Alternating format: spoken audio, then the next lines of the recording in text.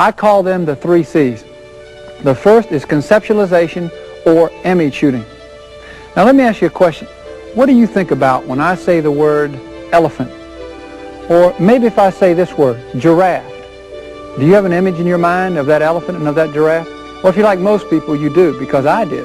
And I'm sure you did also. Now, that's what we're talking about today, is image shooting. This is the first part. When I was a little kid, let me give you an example. When I was just a little kid, my dad came to me in the gym one day and he said, "Pete, I don't like the way you're shooting.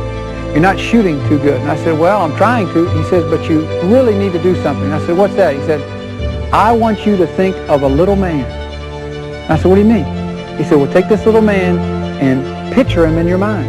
And this little man, he does all your shooting when you're not shooting. And he shoots and he shoots and he shoots. And everything he does, he never misses. Your little man never misses. I want you to put that into your head. This little man never misses. Now, when you shoot, you'll never miss either." So I took that as a 7- and 8-year-old, and I began thinking about that all day long. And that's one of the aspects of getting that image into your mind. You want to see the ball released and into the hoop before you ever shoot it. That's called image shooting. Now, you create your own image in your mind, but be sure to do this, that when you release the ball, make sure you see it going through the hoop.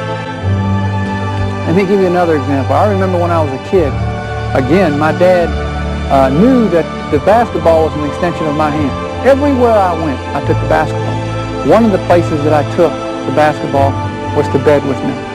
You know, many kids today, they either take a teddy bear, they take a stuffed animal, or they take a baby doll, or they take something like that when you're a small kid to bed with you. But I took a basketball. The reason I took a basketball is because I wanted it near me. I wanted it next to me. I was what you might call a basketball android. I was robotized into playing the game of basketball. But I would lay flat on the bed right before I went to sleep, and I would start shooting up in the air. And I would say 3 things. I would say finger pad control, backspin, follow through. Finger pad control, backspin, follow through. I might do this for 30 or 45 minutes a night. The reason is I was trying to get a mindset. I was trying to disciplining my mind, because the concentration is disciplining your mind and your body to shoot. And this is what I was trying to do, even when I was laying in bed.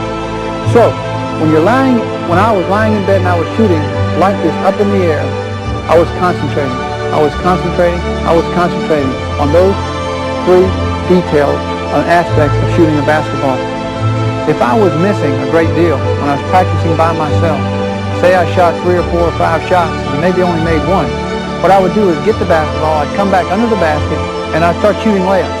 Say I was 1 for 5. I'd shoot a layup, that'd make me 2 for 6. I would shoot a layup, that'd make me 3 for 7. I would shoot a layup, that would make me 4 for 8. I would shoot a layup, that'd make me 5 for 9.